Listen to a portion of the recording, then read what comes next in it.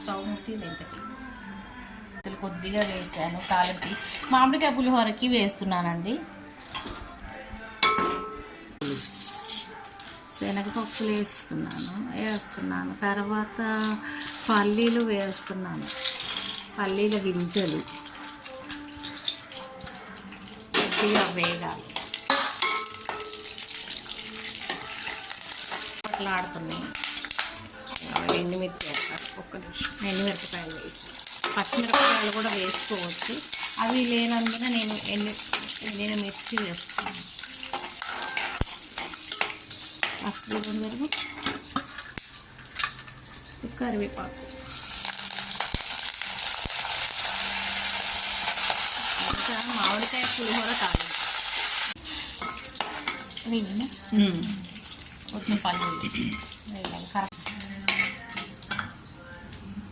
సరే రైస్లోనే ఉప్పు ఎత్తానండి. రైస్లోనే ఉప్పు తగినంత ఉప్పు, ఈ అన్నానికి సరిపడా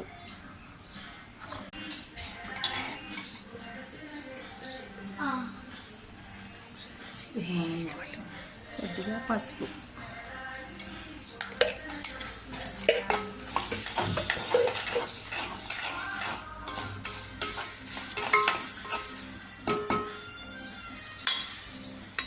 రైస్కి తగినంత మామిడికాయ తురుము, పచ్చి మామిడికాయ తురుము,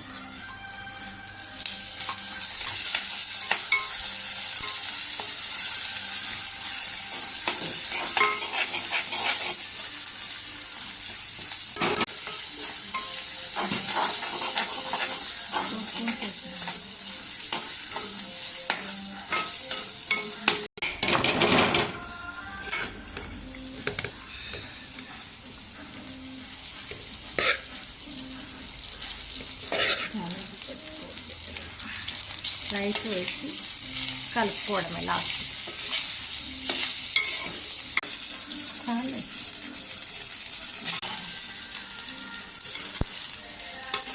ఉప్పు,